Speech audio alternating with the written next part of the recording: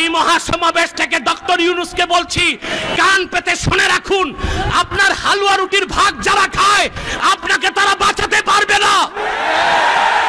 অনতি বিলম্বে উলামায়ে কেরামকে জঙ্গি তকমা দেওয়া বন্ধ করতে হবে। যে সমস্ত নির্যাতিত আলেম কারাগারে আছে তাদেরকে মুক্ত করে দিতে হবে। আর জাতিসংঘের বিতর্কিত কমিশন কার্যক্রম বন্ধ করতে হবে, নতুবা আমরা মার্চ টু যমুনা দিতে বাধ্য হব। আর সুযোগ দেওয়া হবে না।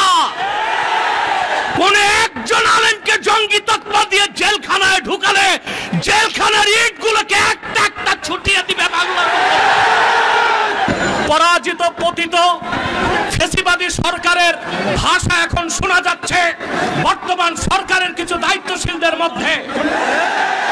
যেভাবে 16 বছরের ফ্যাসিবাদ ভেসে গেছে, আরেকটা বিপ্লবের তোরে মার্কিন দালাল যারা বাংলাদেশে মার্কিন এজেন্ডা বাস্তবায়ন করতে চাও তারাও ভেসে যাবে। প্রিয় ভাইরা, আপনারা দেখেছেন জাতিসংঘের বিতর্কিত মানবাধিকার কমিশন ঢাকায় কার্যক্রম শুরু করেছে। আমরা এটা চাই নাই। পৃথিবীর 16টি যুদ্ধ বিধ্বস্ত রাষ্ট্রে জাতিসংঘ মানবাধিকার কমিশন কাজ করে। আমার প্রশ্ন, বাংলাদেশ কি যুদ্ধ বিধ্বস্ত না স্বাধীন বাংলাদেশ?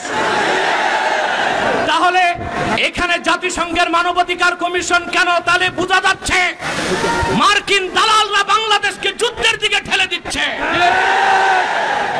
এক সাগর রক্তের বিনিময়ে হলেও 55,000 বর্গ মাইলের বাংলাদেশের কোন 1 ইঞ্চি জায়গায় মার্কিন আগ্রাসনকে প্রতিষ্ঠিত হতে দেওয়া হবে না, হবে না, হবে না।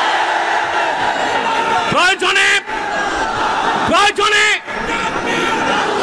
সাইফুদ্দিন কুতুস, রুকনুদ্দিন বাইবার্স, শাহজালাল ইয়ামানির উত্তরসূরির আরেকবার দেশের স্বাধীনতা রক্ষায় সশস্ত্র বিপ্লবের ডাক দিতে বাধ্য হবে। আমি বলে থাকি, জাতিসংঘ, United nation is nothing but A Christian club. জাতিসংঘ মুসলমানের পক্ষে কখনো কাজ করে না। অমুসলিমদের অধিকার রক্ষাই তাদের কাজ। গাজাতে বছরের পর বছর নিরীহ মুসলমানকে হত্যা করা হচ্ছে, সেখানে মানবাধিকার কমিশন কেন না? কাশ্মীরে মুসলমানদের হত্যা করা হচ্ছে, সেখানে মানবাধিকার কমিশন কেন না? চায়নার উইগুরে মুসলমানদের হত্যা করা হচ্ছে, সেখানে মানবাধিকার কমিশন কেন না? আমরা জানি মানবাধিকার কমিশন কেন। আল্লাহ ও তার আখিরি নবী নূর নবীজি মুহাম্মদ সাল্লাল্লাহু আলাইহি ওয়াসাল্লামের আরশচুম্বী সম্মান মর্যাদার বিরুদ্ধে যে কুলাঙ্গার শাতেম কাফেররা বক্তব্য দিবে, তাদের শাস্তির দাবি করলেই মানবাধিকার কমিশন তাদের পক্ষে ঢাল হয়ে দাঁড়াবে। খেলাফত প্রতিষ্ঠার কথা যারা বলবে, জিহাদের কথা যারা বলবে, জঙ্গি তকমা দিয়ে তাদের কারাগারে বন্দী করতে চায়। আমি তো দেখতেছি যে আমরা আগে ছিলাম ভারতের দাদাবাবুদের গোলাম, এই সরকার তো এসে দেখছি আমাদের পাশ্চাত্য প্রভুদের গোলাম বানানোর চেষ্টা করতেছে। জাতিসংঘের যে কি একটা মানবাধিকার কমিশনের যে অফিস, এখানে কথাটা চলে আসলো। আসলে মানবাধিকার কমিশনের ক্ষতি আছে, অবশ্যই ক্ষতি আছে, কিন্তু বাংলাদেশের রাজনীতিতে স্থিতিশীলতা নিয়ে আসার জন্য হয়তো এই ধরনের কিছু একটা প্রয়োজন আছে। না, এটা হচ্ছে এটার ক্ষতির দিকটা বেশি। এটা প্রায় বাংলাদেশের সকল আলেম ওলামা এবং সকল যতগুলো ইসলামী দল আছে তারা এই বিষয়ে একমত যে এটার ক্ষতির দিকটা বেশি, এবং কোথাও গিয়ে তারা আসলে তেমন কোনো উপকার করতে পারেনি। এটার ক্ষতিটা কোথায় হবে? মানবাধিকারের নাম দিয়ে ওদের ক্ষমতায়ন এবং ওদের নিরাপত্তার ব্যবস্থা, বাকি আসলে যুদ্ধের কোনো নিরাপত্তার ব্যবস্থা তারা করতে পারবে। গাজা দিতে পারেনি। আমার নিজের নিরাপত্তা আমাকেই করতে হবে, কেউ এসে করে দিবে না। তো সর্বশেষ আমরা একটা কথা দিয়ে আলোচনা শেষ করতে পারি। ইবনুল কাইয়িম রাহিমাহুল্লাহ বলছেন যে আল বালাউ ইমতিহানুম মিনাল্লাহি লিআবদিহি লিয়ারফা বিহি দারাজাত। আল্লাহ তাআলা তার মুমিন বান্দাকে পরীক্ষা করেন, যেটা দিয়ে তার মর্যাদা বৃদ্ধি করে। ওয়া ইউকাফিরু আনহু খাতিআত, এবং এই পরীক্ষার মাধ্যমে তার আল্লাহ তাআলা পাপ মোচন করে দেন।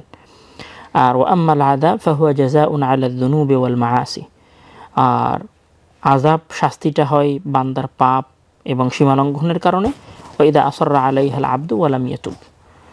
তো আল্লাহ তাআলা যেন আমাদের সকল অভিভাবকগণকে এই বিপদে ধৈর্য ধারণ করার তৌফিক দান করে এবং আল্লাহ তাআলা যেন তাদের এই বিপদের মাধ্যমে তাদের গুনাহ মাফ করে দেয়। এবং তাদের এখানে গুরুত্বপূর্ণ কয়েকটা বিষয়, সেটা হচ্ছে যে আমরা এর আগের কয়েকটা লাইভে প্রশ্ন নিইনি। আচ্ছা, এই লাইভে গুরুত্বপূর্ণ কিছু প্রশ্ন আসছে। আসলে প্রশ্ন নিলে লাইভে মানুষ কানেক্টেড হয় বেশি, তাদের আজ অনেক কিছু জানার আগ্রহ থাকে। এর আগের 2 লাইভেও প্রচুর প্রশ্ন আসছে যে আব্দুর রহিম কেন আমাদের এই আলোচনায় উপস্থিত হয় না। আব্দুর রহিম দেশে নাই, আসলে আব্দুর রহিম মিশরে আছে, সে বাংলাদেশে আসলে আমরা তাকে লাইভে যুক্ত করবো ইনশাআল্লাহ। তো আব্দুর রহিম আসলে দেশে নাই, সে মিশর আল আজহার বিশ্ববিদ্যালয়ে মাস্টার্স করতেছে। এখানে একজন বলেছে জাতিসংঘের মানবাধিকার কমিশন নিয়ে কিছু বললে ভালো হয়। আপনার জিজ্ঞাসা ছাড়াই আমরা আসলে মানবাধিকার না, তারপরে বাংলাদেশের রাজনৈতিক বিষয়গুলো নিয়ে একটা আলোচনা হতে পারে হয়তো। হ্যাঁ, আলাদা একটা দিনে সেটা আলোচনা হতে পারে। তো অল্প একটু আমরা এখানে আসলে করে ফেলেছি।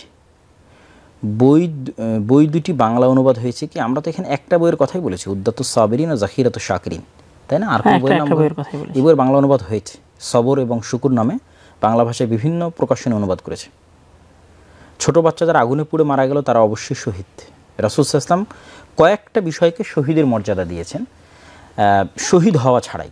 তো সেই শহীদের মর্যাদাগুলোর মধ্যে যেমন পানিতে ডুবে মারা যাওয়া, আগুনে পুড়ে মারা যাওয়া, মাটি চাপা বা কোনো কিছুর নিচে চাপা পড়ে মৃত্যুবরণ করা, এইরকম কিছু বিষয়গুলো, পেটের পীড়া, পেটের অসুস্থতায় যারা মারা যায়, পেটের যন্ত্রণা, পেটের ব্যথায় যারা মারা যায়, এই ধরনের বিষয়গুলোকে রাসূল সাল্লাল্লাহু আলাইহি ওয়াসাল্লাম শহীদের মর্যাদা দিয়েছেন। তবে এই শহীদটা অবশ্যই যারা যুদ্ধের মাঠে শহীদ হয়েছে সরাসরি সেই সমপর্যায়ের মর্যাদা নয়, তবে তাদের জান্নাতে যাওয়ার বিষয়টিকে নিশ্চিত করে। এই শহীদ হওয়াটা তাদের জান্নাতে যাওয়ার বিষয়টি নিশ্চিত করে। তবে যারা আল্লাহর রাস্তায় যুদ্ধ করে শহীদ হয়েছে তাদের মর্যাদা অবশ্যই বেশি হবে। এবং আমাদের জানা থাকা উচিত যে জান্নাতে স্তরভেদ আছে, জান্নাতের মর্যাদার ভিত্তিতে সুযোগ সুবিধা, অফার, ফ্যাসিলিটি অনেক কিছুর পার্থক্য হবে।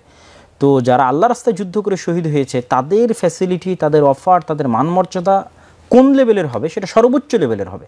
আর যারা হয়তো আল্লাহর রাস্তায় যুদ্ধ না করে শহীদের সমমানের মর্যাদাটা পাচ্ছে তাদের জান্নাতে যাওয়ার নিশ্চয়তা আছে, কিন্তু ওই লেভেলের সমপর্যায়ের সমমর্যাদার নয়। এখানে আর কোনো প্রশ্ন ছিল কি না? কোন পাপের কারণে দোয়া কবুল হয় না? আমার মনে হচ্ছে দিন দিন খারাপ হয়ে যাচ্ছে, আমার করণীয় কি? আমাদের অনুষ্ঠানের সাথে রিলেটেড প্রশ্ন। আচ্ছা, হ্যাঁ, আমাদের অনুষ্ঠানের সাথে রিলেটেড দেখলে ভালো হয়। আল্লাহকে পরীক্ষা করার একটা উপায় থাকা উচিত। এটা আসলে মানে নাস্তিক স্টাইলের প্রশ্ন করেছে আর কি। আসলে আল্লাহ সুবহানাহু ওয়া তাআলার সাথে আমাদের সম্পর্কের বিশ্বাসের জায়গাটা কিভাবে হবে, সেটা হচ্ছে যে আমি তো আসলে নিজেকে সৃষ্টি করতে পারিনি বা আমার নিজেকে সৃষ্টি করার সক্ষমতা নাই। মানুষ হয়তো রোবট তৈরি করতেছে, কিন্তু মানুষ তার একটা মানুষ বানাতে পারতেছে না। মানুষ তো রূহকে সৃষ্টি করতে পারতেছে না। মানুষ তো মানুষের মতো যে কলব, সেটা কিন্তু মানুষ সৃষ্টি করতে পারতেছে না। তাহলে যে আল্লাহ সুবহানাহু ওয়া তাআলা আমাকে সৃষ্টি করেছেন, সে আল্লাহ সুবহানাহু ওয়া তাআলার অসংখ্য নিয়ামত আমরা ভোগ করতেছি, এবং সেই নিয়ামতগুলোকে যদি আমরা সামনে রাখি তাহলে আমাদের এই বিপদ আপদকে কিছু মনে হবে না। কেন কিছু মনে হবে না? দেখেন, ওই আসলে কথা লম্বা হয়েছে, শেষ করি, কেন কথাগুলো আমরা আগেও বলে ফেলেছি। ওয়াইন্না ইলাইহি রাজিউন, আমাদেরকে তো আল্লাহর কাছে যেতেই হবে। ভাই, আপনি যদি গ্যারেন্টি দিতে পারতেন যে হ্যাঁ পৃথিবীতে কেউ আজীবন বেঁচে থাকবে, তাহলে না হয় বুঝতাম যে মৃত্যুবরণ করা আল্লাহ কেন তাকে মৃত্যু দিল। মৃত্যুবরণ তো করতেই হবে, একদিন আগে অথবা একদিন পরে। আপনি কি কোনো নিশ্চয়তা দিতে পারবেন যে বাচ্চা আজকে মারা গেলে সে বাচ্চা আর 100 বছর পর বেঁচে থাকতো, আর 200 বছর বেঁচে? অসম্ভব, তাকে মৃত্যুবরণ করতেই হতো। সুতরাং এই জিনিসটা আগে নিশ্চিত হতে হবে যে আমাদের সকলকে মৃত্যুবরণ করতে হবে। অতএব মৃত্যুবরণ বড় কোনো বিপদ নয়, এটা বাস্তবতা। জাস্ট সময়ের পার্থক্য, ধরনের পার্থক্য। কেউ হয়তো অ্যাক্সিডেন্ট করে মারা যাচ্ছে, কেউ বমের আঘাতে মারা যাচ্ছে, কেউ এখানে বিমান ক্র্যাশে মারা যাচ্ছে, কেউ বাড়িতে পড়ে মারা যাচ্ছে, কেউ অসুখ বিসুখ হয়ে মারা যাচ্ছে, কেউ স্বাভাবিকভাবে মারা যাচ্ছে, কিন্তু মারা যাচ্ছে। সুতরাং এটা আপনাকে মেনে নেওয়ার পর আপনাকে প্রশ্ন করতে হবে যেটা আসলে বিপদ কিনা। তখন তো আসলে মনে হবে এটা কোনো বিপদই না। ভাই, মারা যেত, আমি একদিন আগে মারা গেলাম, এভাবে মারা গেলাম, এতটুকুই কষ্ট, একটা ছোট বাচ্চা মারা গেল। তো আমরা তো শুরুই করলাম যাকে রাসূল সাল্লাল্লাহু আলাইহি ওয়াসাল্লাম, যাকে আল্লাহ সুবহানাহু ওয়া তাআলা সবচেয়ে বেশি ভালোবাসতেন, তার বাচ্চা মারা গেছে, সেটা দিয়ে আমরা আমাদের আলোচনা শুরু করেছি। সুতরাং এটা নিয়ে আমি মনে করি যে ঈমানকে যদি আমরা শক্তিশালী না করতে পারি, তাকদীরের প্রতি বিশ্বাসকে যদি আমরা শক্তিশালী না করতে পারি, ওগুলো নিয়েও আমাদের আলাদা আলাদা পর্ব থাকা উচিত বা আলোচনা থাকা উচিত। তাহলে ওই জিনিসগুলো মানুষের কাছে আরও ক্লিয়ার হবে। তো আমরা আমাদের আজকের এই অনুষ্ঠান শেষের দিকে নিয়ে যাচ্ছি ইনশাআল্লাহ। এরপরেও যখন আপনাদের সামনে আমরা আসবো গল্পে কিছুক্ষণে, তখন আপনারা টপিক রিলেটেড প্রশ্ন করিয়েন, আমরা উত্তর দেবো ইনশাআল্লাহ। আর পরবর্তী কোনো অনুষ্ঠানে আব্দুর রহিম আপনাদের সাথে যুক্ত হবে ইনশাআল্লাহ। তো আমরা আল্লাহ সুবহানাহু ওয়া তাআলার নিকটে দোয়া করি যে বিপদগ্রস্ত যে শিশুরা আছে, যারা এখনও অসুস্থ অবস্থায় বার্ন কাতরাচ্ছে, আল্লাহ সুবহানাহু ওয়া তাআলা তাদের কষ্টকে লাঘব করে দিক এবং তাদের জন্য যদি বেঁচে থাকা কল্যাণকর হয় তাহলে আল্লাহ সুবহানাহু ওয়া তাআলা তাদেরকে দ্রুত আরোগ্য দান করুক। আর আমরা যারা পৃথিবীতে বেঁচে আছি আসলে প্রত্যেকেই যেন আল্লাহ সুবহানাহু ওয়া তাআলা ঈমানের উপর মৃত্যু দান করে। তবে এখানে আরেকটা জিনিস আমি বলে রাখি যে দুনিয়াবি যত বাহ্যিক যত প্রোটেকশন আছে তার বাইরেও একটা আসলে প্রোটেকশন থাকে, সেটা হচ্ছে জিকির এবং দোয়ার প্রোটেকশন। এটা আসলে সবসময় আমাদের নেওয়া উচিত, কেন বাংলাদেশের মতো জায়গায় আমি দেখেছি বাংলাদেশের জীবনের 1 সেকেন্ডেরও নিশ্চয়তা নেই। আমাদের শেখ মানসুর বলতেন, আমাদের বাংলাদেশের রাস্তা দেখে, শেখ মানসুর খালাপু যে আগের দার্সে যারা আলোচনা করলাম, বাংলাদেশের রাস্তা এবং গাড়ি ঘোড়া দেখে বলতেন যে এখানে প্রতি সেকেন্ডে যে মানুষ বেঁচে আছে এটা আল্লাহর দয়া। এখানে তো প্রতি সেকেন্ডে মানুষ মারা উচিত, যেভাবে রাস্তাঘাটের অবস্থা আর যেভাবে গাড়ি চলাচলের অবস্থা আর যেভাবে রাস্তাঘাটে গরু, ছাগল, মহিষ, তারপরে যে মুরগি, তারপরে যে ধান শুকানো হচ্ছে, সাইকেল, অটোরিকশা, রিক্সা, গাড়ি, ট্রাক, মানে কত রকমের ভ্যারাইটিস কার্যক্রম এক রাস্তার উপর চলে, দোকান পাট, ফুটপাত, মানুষের দেখে, হ্যাঁ উনি এগুলো দেখে বলতেছে যে এখানে প্রতি সেকেন্ডে যে মানুষ বেঁচে আছে এটা আল্লাহর দয়া। বলছে বাঙালিদের উপর বিশেষ দয়ার কারণে এরা বেঁচে আছে। তো আমি যেটা চিন্তা করি যে আমরা আসলে সবসময় মৃত্যুর হুমকির মুখে আছি। তো এই মৃত্যুর হুমকির মোকাবেলায় দুনিয়াবি কোনো প্রোটেকশন আমাদের হাতে নাই। তো সেহেতু আমাদের প্রত্যেকের যে আধ্যাত্মিক প্রোটেকশন আছে এটা নেওয়া উচিত। শুধু আপনি আপনার বাচ্চাকে স্কুলে পাঠানোর সময় আস্তাউদিকুমুল্লাহ যে দোয়া বলে বিদায় দিতে হয় সেই দোয়া বলে বিদায় দিলেন কিনা? আপনার বাচ্চা বাড়ি থেকে বের হওয়ার যে দোয়া বিসমিল্লাহি তাওয়াক্কালতু আলাল্লাহ সেটা বলে বের হলো কিনা? গাড়িতে ওঠার সময় আল্লাহ সুবহানাহু ওয়া তাআলার জিকির করলো কিনা? ক্লাসে ঢোকার সময় আসসালামু আলাইকুম বলে প্রবেশ করলো কিনা? এগুলো হচ্ছে আধ্যাত্মিক প্রোটেকশন। এই প্রোটেকশনগুলো জোরদার করুন, কেননা বাংলাদেশে বাহ্যিক প্রোটেকশনের কোনো রাস্তা নাই। শুধু আধ্যাত্মিক প্রোটেকশন আসলে জাস্ট প্রোটেকশনের জন্য নয়, বরং আমি বলবো যে আসলে যেহেতু এখানে জীবন মানের কোনো নিরাপত্তা নাই, তখন এখানে আল্লাহর কাছে ঈমান নিয়ে যাওয়াটাই চ্যালেঞ্জিং বিষয়। তো জিকিরের উপরে থাকলে অন্তত এতটুকু প্রশান্তি পাওয়া যাবে যে আমি ঈমানের সাথে আমার রবের কাছে গেছি। হ্যাঁ, এই যে আমার সন্তানটা ঈমানের সহিত আমার রবের কাছে গেছে। এই জীবনে সে হয়তো কষ্ট সহ্য করেছে, কিন্তু আমি এতটুকু নিশ্চিত সে ভালো ছিল, যেহেতু যেতেই হচ্ছে ঈমান এবং আখলাক, যেহেতু আমাদের এই দেশে জীবনের কোনো গ্যারান্টি নাই। অবশ্যই ঈমান এবং আখলাকের দিক থেকে অন্তত সে ভালো ছিল। আল্লাহ তাআলা যেন অন্তত তার ঈমানের জন্য তাকে জান্নাতি দিয়ে দেয়। এখন সে মারাও গেল, আবার তার ঈমানও ঠিক থাকলো না, তাহলে তো আসলে এইগুলো হারালাম, ওইগুলো হারালাম। তো এখানে একটা মজার কথা বলি যে বাংলাদেশের খাবারের মধ্যে যে ভেজাল, তো আমি মাঝে মধ্যে এটা চেষ্টা করি যে বিসমিল্লাহি লা ইয়াদুররু মা ইসমিহি শাইউন ফিল আরদি ওয়া লা ফিস সামাইল আলিম, যে হে আল্লাহ আমি আপনার নামে শুরু করতেছি, যার নাম দিয়ে শুরু করলে কোনো পৃথিবীতে কেউ কিছু ক্ষতি করতে পারবে না। তা আমাদের এই দেশে বাহ্যিকভাবে বেঁচে থাকার আসলে কোনো মাধ্যম নাই। যেহেতু বাহ্যিকভাবে বেঁচে থাকার কোনো মাধ্যম নাই, আমরা তৈরি করার চেষ্টা করব, সেটা নিয়ে আমরা আলোচনা করলাম, সচেতনতা তৈরি করা, দেশের নেতৃত্ব ঠিক করা, কিন্তু যতক্ষণ নাই ততক্ষণ আমরা অন্তত জিকিরের মাধ্যমে আধ্যাত্মিক প্রোটেকশনটা আমরা নেওয়ার চেষ্টা করি আমাদের বাচ্চাদের, আমাদের সন্তানদের। আমাদেরকে কবুল করুক। যদি মায়ানমারের সামরিক খাতের কথা বলা হয়, আমাদের সামরিক খাতে বাজেট হচ্ছে 699 কোটি টাকা, 699 কোটি মার্কিন ডলার। সেখানে মায়ানমারের সামরিক খাতের ব্যয় হচ্ছে 270 কোটি মার্কিন ডলার। মানে তারা আমাদের চাইতে অর্ধেক ব্যয় করে। অথচ আমরা যেমন আমি যদি নৌজাহাজের কথা বলি, তাহলে মায়ানমারের কাছে নৌজাহাজ আছে 362টা, তার মধ্যে যুদ্ধ জাহাজ আছে 362টার মধ্যে 238টা, আর সেখানে বাংলাদেশের যুদ্ধ জাহাজ আছে 190টা, আর তার মধ্যে যুদ্ধ করতে পারবে এরকম যুদ্ধ জাহাজ আছে 145টা। আমরা যদি রকেট প্রজেক্টের কথা বলি, তাহলে মায়ানমারের কাছে রকেট আছে 580টা, আর বাংলাদেশের কাছে সেই জায়গায় রকেট ছোড়ার মতো যন্ত্র আছে হচ্ছে 70টা। তারপরে আমরা যদি বলি যে ট্যাঙ্কের কথা যদি বলি, তাহলে মায়ানমারের কাছে ট্যাঙ্ক আছে 320টা, বাংলাদেশের কাছে ট্যাঙ্ক আছে 320টা, আর মায়ানমারের কাছে ট্যাঙ্ক আছে প্রায় 700টা। এর বিপরীতে সবচেয়ে মজার ঘটনা হচ্ছে বাংলাদেশে আবার সাজোয়া যান, মানে সামরিক বাহিনীর যে সাজোয়া যান, এইটা আবার মায়ানমারের চাইতে বাংলাদেশের সংখ্যা বেশি। কিভাবে, কেন, এটা লজিক, মানে কি কারণে বেশি সেটা আসলে আল্লাহ ভালো জানে। মায়ানমারের যুদ্ধ বিমান আছে, আমি একটু বলি, মায়ানমারের যুদ্ধ বিমান আছে 293টা, আর আমাদের যুদ্ধ বিমান আছে 216টা। ওদের হেলিকপ্টার আছে 80টা, আমাদের হেলিকপ্টার আছে 73টা। আমি এখানে যেটা বলতে চাচ্ছিলাম সেটা হচ্ছে মায়ানমারের সামরিক বাজেট আমাদের বাজেটের চাইতে অর্ধেক। তারপরেও এটা আমাদের চাইতে, যদিও তুলনার জায়গা না, কিন্তু তারপরেও তারা আমাদের চাইতে এগিয়ে। আমাদের সাথে যদি মায়ানমারের তুলনার এই অবস্থা হয়, এটা সামারি করে ফেলি যে এই পর্বের শেষটা আসলে সামারি আমরা কি করতে পারি? এই পর্বের শেষটা আমি এভাবেই বলতে পারি যে, প্রথম যদি বলি, একটু খোঁটা দিয়েই বলি, আমাদের চেতনা শক্তির বাইরে অন্য কোনো চেতনা শক্তি নাই। আমাদের চেতনা শক্তির বাইরে অন্য কোনো শক্তি নাই, অন্য কোনো শক্তি নাই, চেতনা শক্তির বাইরে আমাদের অন্য কোনো শক্তিই নাই। আর সেকেন্ড যদি কথা বলতে চাই, ভারত যদি কালকেই চায়, এখনই যদি চায়, সে বাংলাদেশের যে কোনো স্থাপনায় হামলা করবে, সে হামলা করতে পারে। এটা তার কাছে অনটুয়ের ব্যাপার। বাংলাদেশের এই ধরনের হামলা ট্যাকেল দেওয়ার কোনো যোগ্যতা নাই এবং কোনো ক্ষমতাই নাই। আসলে শুধু বিভিন্ন রাজনৈতিক মাইলস্টোনের এই ঘটনায় আমাদের সবার, পুরো দেশবাসীর এই বিষয়টা জানা উচিত এবং এই বিষয়ে সরকারকে চাপ দিয়ে হলেও আগ্রহী করা উচিত যে আমরা সবাই নিরাপত্তাহীনতায় ভুগতেছি। যদি আমরা এখানে স্বল্প সময়ের মধ্যে কোনো পদক্ষেপ না নিই, তাহলে বাংলাদেশের 20 কোটি জনগণের জান এবং মালের কোনো নিরাপত্তা নাই। মাইলস্টোনের এই ছাত্রগুলো মরে গিয়ে আমাদেরকে এটা জানিয়ে দিয়ে গেল যে শুধু আমরা অনিরাপত্তা না, তোমরা বাংলাদেশের সবাই অনিরাপদ এবং তোমাদের দেশের যত যুদ্ধ বিমান আছে সকল যুদ্ধ বিমান বেকার, অকার্যকর। এগুলো দিয়ে যেমন যুদ্ধ করা যাবে না, এগুলো তো নিজেকেই বাঁচাতে পারে না, যুদ্ধ কি করবে? আমরা যদি সামারি টানি তাহলে এই অংশের সামারি টানতে পারি। এখন যদি আমরা আসলে মাইলস্টোনের এই যে দুর্ঘটনার দিকে যেতে চাই, তাহলে আসলে এখানে এই দুর্ঘটনাটাকে আমরা কি আযাব বলবো, নাকি আসলে এটাকে আল্লাহর পক্ষ থেকে পরীক্ষা বলবো? এটাতে আসলে আমাদের অভিভাবকগণ সবর করবেন, ধৈর্য ধরবেন, নাকি আসলে কি করবেন? সে আলোচনাগুলো হয়তো আসতে পারে। না, সে আলোচনা অবশ্যই করা দরকার, কেননা মানুষ দুনিয়াবী আলোচনা তো আসলে সবাই করবে, এবং দুনিয়াবী আলোচনা যে শুধু আমরা করছি তা নয়, বরং সমগ্র ফেসবুক জুড়ে যদি আমরা দেখি, সমগ্র ইউটিউব জুড়ে যদি আমরা দেখি, টিভি চ্যানেল জুড়ে যদি আমরা দেখি, তাহলে সকল জায়গায় দুনিয়াবী আলোচনাটাই বেশি প্রাধান্য পায়। তো আমরাও যদি আসলে শুধু দুনিয়াবী আলোচনার মধ্যেই সীমাবদ্ধ থাকি, তাহলে আমরা আসলে অন্যদের থেকে আলাদা হলাম কীভাবে? কেননা মুসলমান হিসেবে আমরা বিশ্বাস করি যে আমাদের এই দুনিয়া আসলে খেলতামাশার জায়গা এবং আমাদের আসল জায়গা হচ্ছে পরকাল, এবং আমাদের সবাইকে মৃত্যুবরণ করতে হবে আজ অথবা কাল।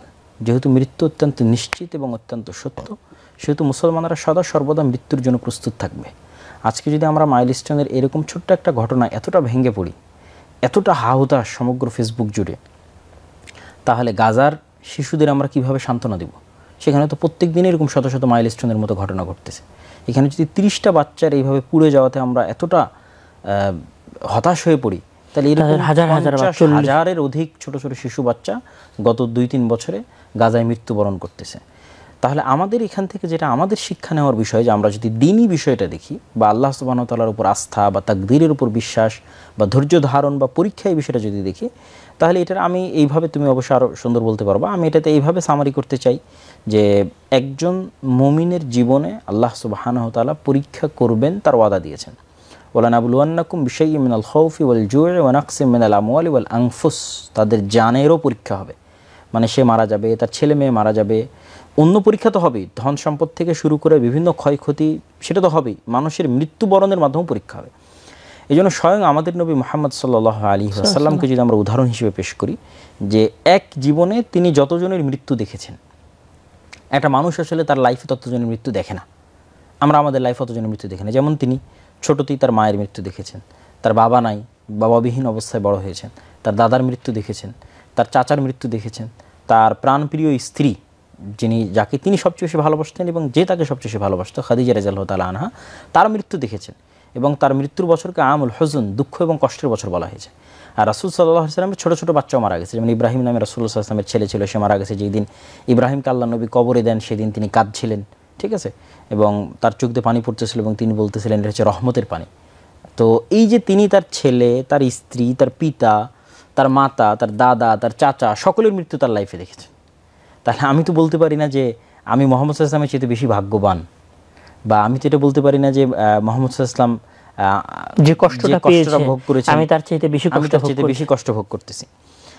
তো আমি মনে করি যে এই জায়গায় অনেকগুলো হাদিস এবং অনেকগুলো আয়াত শোনানো যাবে। সেক্ষেত্রে একটা হাদিস যদি আমি এখানে তুলে ধরতে চাই, যেটা রাসূলুল্লাহ সাল্লাল্লাহু আলাইহি ওয়াসাল্লাম শুধু সন্তানের মৃত্যুকে সামনে রেখে একটা হাদিস তিনি বলেছেন যে ইযা মাতা ওয়ালাদুল আবদ ক্বালা আল্লাহু লিমালাইকাতিহি, যখন কোনো বান্দার সন্তান মারা যায় তখন আল্লাহ সুবহানাহু ওয়া তাআলা ফেরেশতাদের বলেন কবাজতুম ওয়ালাদা আবদি, তোমরা আমার বান্দার ছেলের জীবন কবজ করে নিয়ে এসেছো? ফায়াকুলুনা নাম, তখন তারা বলে হ্যাঁ হে আল্লাহ, আমরা আপনার বান্দার সন্তানকে উঠিয়ে নিয়ে এসেছি পৃথিবী থেকে। কবাজতুম সামারাতা ফুআদি, তোমরা আমার বান্দার কলিজার টুকরা, সামারাতা ফুআদি মানে কলিজার টুকরাকে তোমরা উঠিয়ে নিয়ে এসেছো? নাম, হ্যাঁ আল্লাহ, আমরা তাকে উঠিয়ে নিয়ে এসেছি। মাদা ক্বালা আবদি, যখন আমার বান্দার কলিজার টুকরাকে তোমরা উঠিয়ে নিয়ে আসলা তখন আমার বান্দা কি বলেছিল? তখন ফেরেশতার উত্তরে বলে, হে আল্লাহ, আপনার বান্দা বলেছিল হামিদাকা ওয়াস্তারজা, আপনার বান্দা আপনার প্রশংসা করেছে এবং বলেছে ইন্না লিল্লাহি ওয়া ইন্না ইলাইহি রাজিউন। ফায়াকুল, তখন আল্লাহ বলে, ইবনু লিআবদি বাইতান ফিল জান্নাহ ওয়া সাম্মুহু বাইতাল হামদ, তোমরা আমার এই বান্দার জন্য, যে বান্দা তার সন্তানকে হারানোর পরেও আমার প্রশংসা করতে পারে, তার জন্য জান্নাতে একটা ঘর তৈরি করো এবং ওই ঘরের নাম দাও বাইতুল হামদ। এবং এখানে যেই বাক্যটা উচ্চারণ করার ফজিলত বর্ণনা করা হয়েছে, যে ইস্তারজা, যে ইন্না লিল্লাহি ওয়া ইন্না ইলাইহি রাজিউন, যেটা আল্লাহ সুবহানাহু ওয়া তাআলা কোরআন মাজিদে বলেছে যে যখন তারা কোনো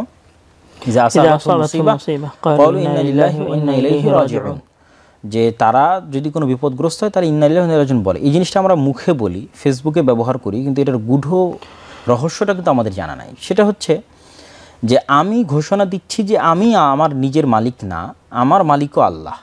তাহলে আমার নিজের জীবনের মালিক যদি আমি না হই, তাহলে আমার সন্তানের জীবনের মালিক আমি কিভাবে হলাম? আর আমরা সবাই যেহেতু একদিন না একদিন আল্লাহর কাছে ফিরে যাব, একদিন আগে অথবা একদিন পরে, তাহলে আল্লাহ সুবহানাহু ওয়া তাআলা আমার সন্তান উঠিয়ে নিলে তিনি চাইলে আমাকে উঠিয়ে নিতে পারতেন, এটা তার কাছে কঠিন কিছু নয়। তাহলে আমরা এখানে ঘোষণা দিচ্ছি যে আমি নিজেরই মালিক না, তাহলে আমার সন্তান, আমার টাকা পয়সা, আমার ধন দৌলত, সেগুলোর মালিক আমি কিভাবে হই? তাহলে ওইটা হারানোতে আমি কষ্ট কিভাবে পাই?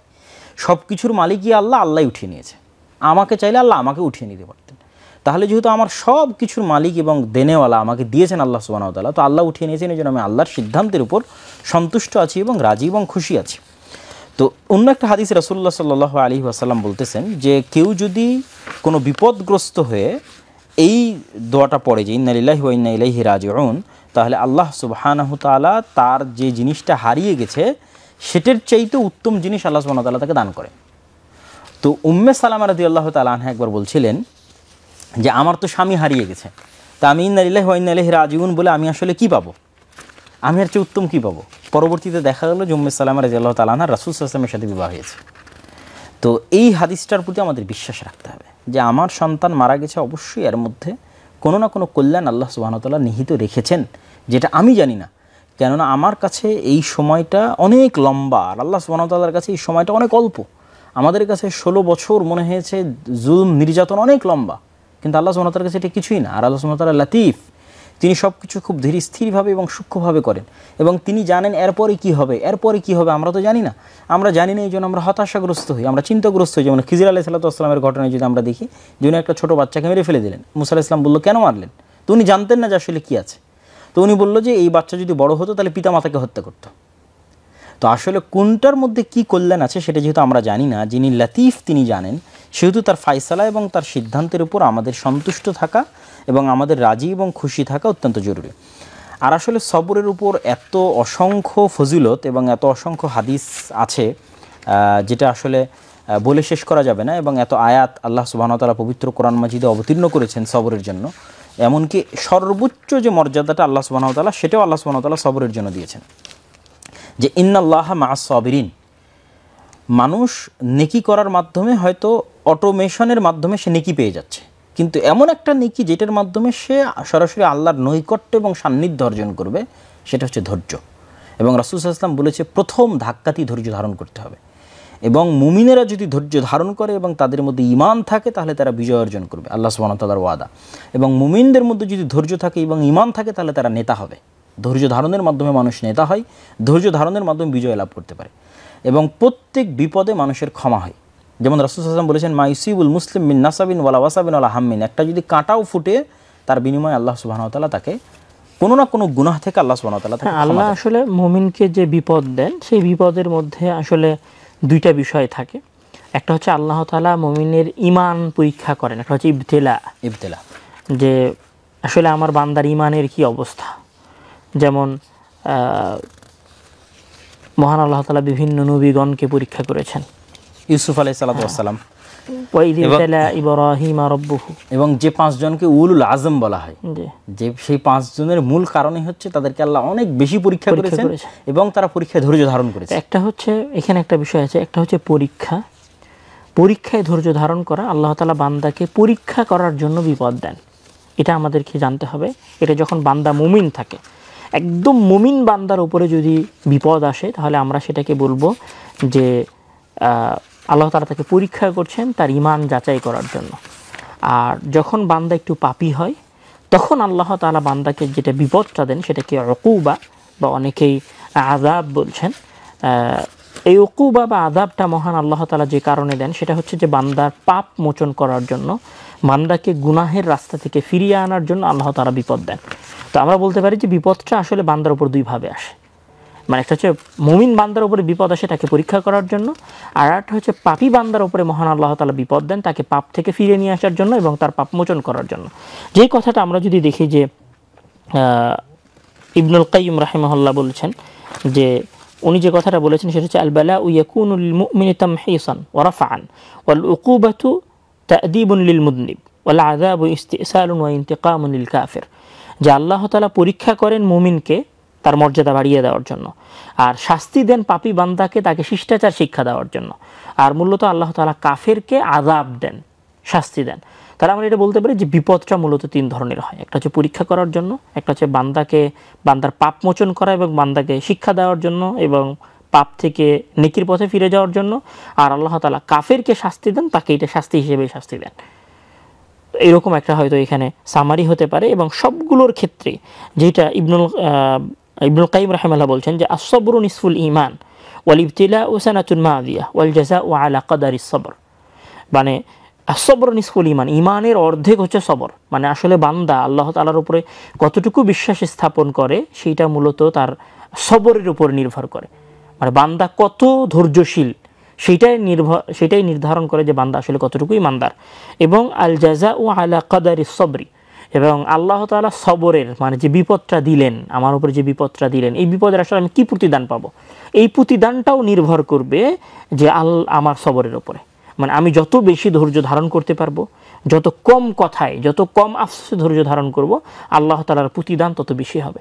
আমি যদি একদম বেশি কথা বলি আল্লাহ আমাকে কেন দিল, কি দরকার ছিল, এরকম হলে হয়তো বিপদটা আসতো না, এরকম করলে হয়তো বিপদটা আসতো না, তখন জাযা প্রতিদান কমতে যায়।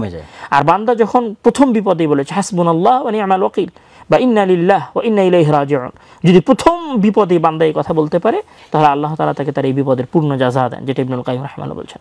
ওই জন্য ওই জায়গায় যে রাসূল সাল্লাল্লাহু আলাইহি ওয়াসাল্লামের যে হাদিসটা বললাম যে প্রথম ধাক্কাতি ধৈর্য, ওখানে যে ঘটনাটা উল্লেখ করা আছে সেটা হচ্ছে আল্লাহর নবী একটা মহিলার পাশ দিয়ে যাচ্ছিলেন, তো সে বিপদগ্রস্ত, তো তাকে আল্লাহ নবী বললেন তুমি ধৈর্য ধারণ করো। তো ওই মহিলা উত্তরে বলতেছে তোমার তো আসলে যায়নি, তুমি তো ধৈর্যের উপদেশ দিবাই।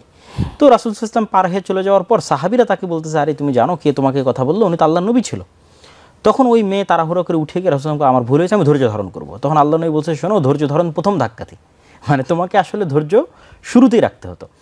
তো এখানে দুইটা ঘটনা বলে আমি আমার দিক থেকে ধৈর্যের আলোচনা শেষ করে দেবো। যদিও ধৈর্যের উপর ইবনুল কাইয়্যিম রাহিমাহুল্লাহর সম্পূর্ণ আলাদা একটা বই আছে, উদ্দাতুস সাবিরিন এবং যাখিরাতুশ শাকিরিন, যেখানে তিনি ব্যাপক আলোচনা করেছেন ধৈর্যের কত স্তর হতে পারে, ধৈর্য সংক্রান্ত কত আয়াত আছে, ধৈর্যের মাধ্যমে মানুষ কী কী ফলাফল এবং কী কী রেজাল্ট পায়, অসংখ্য আলোচনা। তো সেই দুইটা হাদিস হচ্ছে যে একবার এক মহিলা রাসূল সাল্লাল্লাহু আলাইহি ওয়াসাল্লামের কাছে এসে তার অসুস্থতার দুঃখ এবং কষ্ট আল্লাহ নবীর সামনে তুলে ধরলেন। তো আল্লাহ নবী তাকে চিকিৎসার বিষয়ে পরামর্শ দিলেন, তো কিন্তু তার পাশাপাশি তিনি আর একটা অপশন দিলেন যে তুমি ধৈর্য ধরবা কিনা। তখন সে মহিলা আবার পাল্টা উত্তর দিলে আমি ধৈর্য ধরলে কি প্রতিদান পাবো, ধৈর্য ধরলে আল্লাহ সুবহানাহু ওয়া তাআলা তোমাকে জান্নাত দেবে। সে বলল ঠিক আছে, আমি আমার এই অসুস্থতার উপরই ধৈর্য ধারণ করছি, আমি এটার আর কোনো চিকিৎসা চাচ্ছি না, আপনি আমার জন্য দোয়া করেন যেন আমি ধৈর্য ধারণের বিনিময়ে কী পাই, জান্নাত পাই। আর আরেকটা হাদিস সেটা হচ্ছে যে তালহা রাদিয়াল্লাহু তাআলা তিনি একদিন তার ছেলে মারা যায়, তো তার স্ত্রী তার ছেলে মৃত্যুবরণের কোনো খবর তার স্বামীকে তিনি দেননি। এত হিম্মতওয়ালা এবং এত উঁচু ধৈর্য ধারণকারিণী এবং আল্লাহর ফায়সালার উপর সন্তুষ্ট অর্জনকারিণী মহিলা যে তিনি নিজে ওই মৃত সন্তানের কাফন দাফন সব কিছুর ব্যবস্থা করেছে। সব কিছুর ব্যবস্থা করে ওই রাতেই তিনি সাজগোজ করে স্বামীর জন্য অপেক্ষা করেছে। যেই দিন তার ছেলে মারা গেছে সেই দিন তিনি সকল কাফন দাফন কমপ্লিট করে সাজগোজ করে স্বামীর জন্য অপেক্ষায় আছে। তারপরে রাতে ধীরস্থিরভাবে স্বামীকে বলতেছে বিছানায় গিয়ে যে আল্লাহ, মানে এরকম একটা বাক্য আছে যে যদি আল্লাহ কোনো আমানত দেয় বা আল্লাহর দেওয়া যদি কিছু থাকে সেটা যদি আল্লাহ নিয়ে যেতে চায় আপনি দিবেন না? হ্যাঁ অবশ্যই দেবো। আল্লাহ সুবহানাহু ওয়া তাআলা আপনাকে ছেড়ে দিয়েছিল, আল্লাহ আপনার ছেলে নিয়ে গেছে। তো তার আগ পর্যন্ত উনি তার স্বামীকে জানতেই দেননি যে এত বড় দুর্ঘটনা ঘটে গেছে। এবং পরবর্তীতে ওই রাতের ফলে তিনি আবার পরবর্তীতে তিনি পরবর্তীতে আবার সন্তান সম্ভবা হন এবং আল্লাহ সুবহানাহু ওয়া তাআলা সন্তান দান করে। তো এই যে ধৈর্য ধারণের দুটো ঘটনা এবং আরও অসংখ্য ঘটনা আছে। আমরা ইউসুফ আলাইহিস সালাতু ওয়াস সালামের ঘটনা যদি বলি, যে তার মতো দুঃখ কষ্ট তো আমরা কখনই পাইনি। ছোটবেলায় পিতামাতা থেকে হারিয়ে যাওয়া, মানুষের বাড়িতে কাজ করে খাওয়া, জেলখানায় 7 বছর খাটা, মিথ্যা তার বাবা আইয়ুবের ধৈর্য, হ্যাঁ, এবং তারপরে হচ্ছে আরেকটা ধৈর্য ধারণের ঘটনা বলতে পারি আমরা আসহাবুল হুদুদ, যাদেরকে আগুনে পুড়িয়ে দেওয়া হয়েছিল। আল্লাহ নবী বলতেছে যে তোমরা কিভাবে স্বপ্ন দেখো যে তোমরা জান্নাতে যাবা, যে অথচ তোমাদের উপর সেই দিন আসেনি যে কষ্ট দুঃখ তোমাদের পূর্ববর্তী উম্মতেরা করেছিল। তো সেটা কি ছিল, যে ঈমানের কারণে তাদেরকে বলা হচ্ছে তোমরা আগুনে পোড়ানো হবে। তখন ছোট্ট একটা বাচ্চা সহ মা গিয়ে, মা চিন্তা করতেছে আমি যদি ঈমান ত্যাগ করি তাহলে আমার বাচ্চা বেঁচে যাবে।